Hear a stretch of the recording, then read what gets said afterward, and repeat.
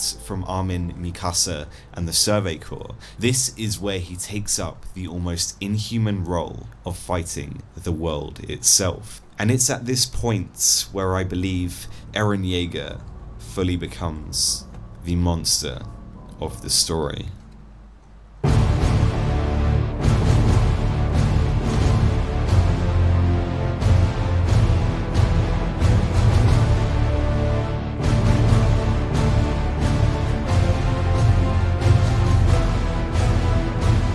He broke the rules, he massacred innocent civilians, children, politicians, world leaders, military officials, wiped out the Tiber family, broke military conduct, and broke the rules of the Survey Corps. These are undeniably the actions of a ruthless perpetrator. This is the dark route Isayama has taken with Eren, and this is what his philosophy has turned him into.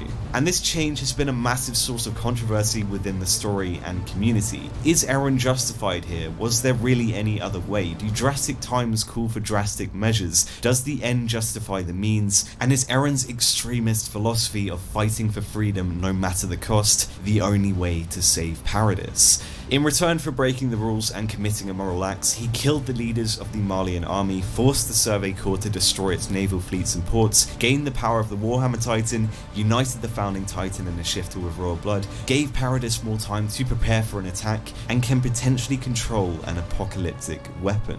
It's an interesting debate, but I'm not really interested in discussing whether he's justified or not. I'm more interested in his actual state of mind, and I think Eren provides the perfect quote to highlight this in chapter 97.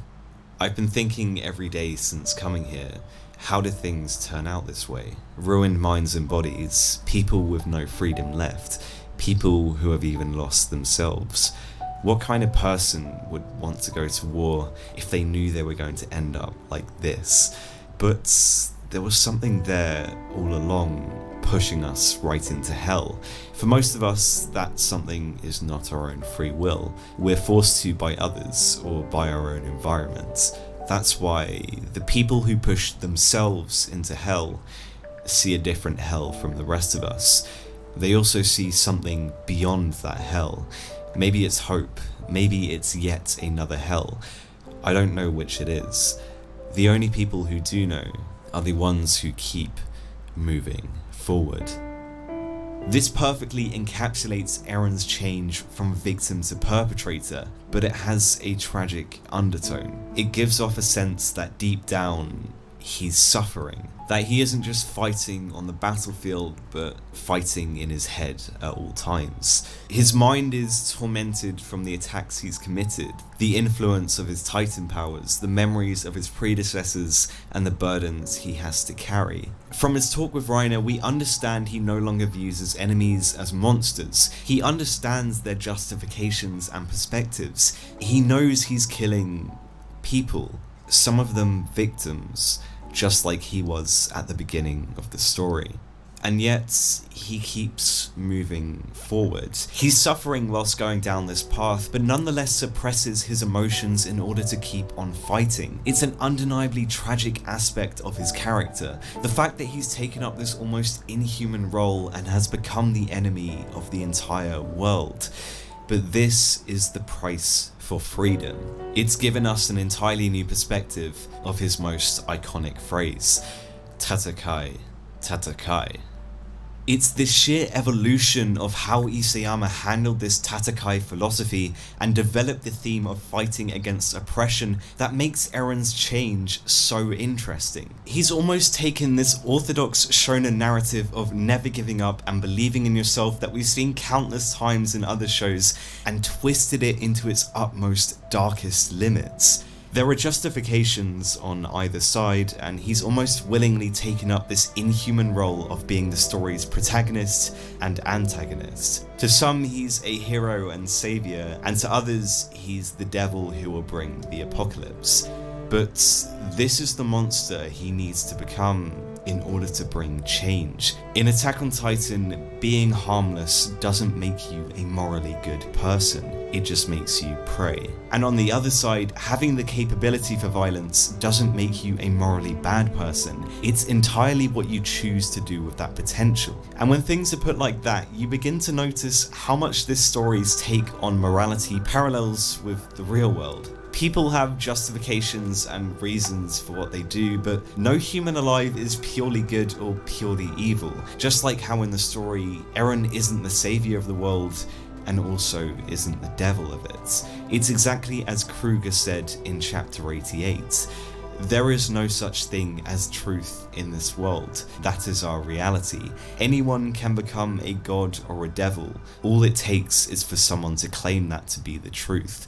Every person is capable of being violent or destructive, morally good or morally bad. Having the capability for violence isn't inherently evil or wrong. It's entirely what you choose to do with that power that makes all the difference. It makes you wonder if this cycle of oppression will ever end in the story, and if people are doomed to repeat the same history and mistakes. All we do know is that all this suffering, death and destruction is the price to pay for freedom. Eren has the will to move forward, even if that makes him a monster. He's allowed the walls of his past to become the key to his future.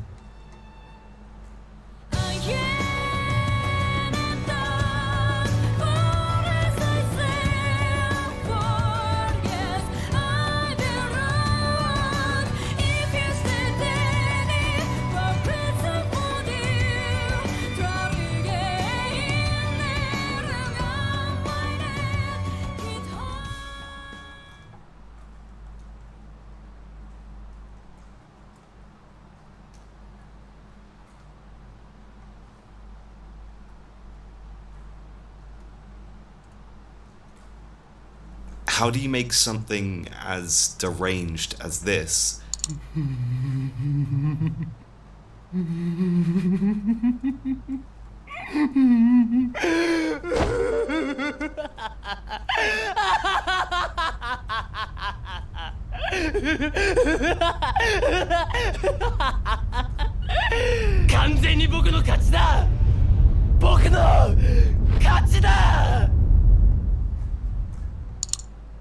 Work.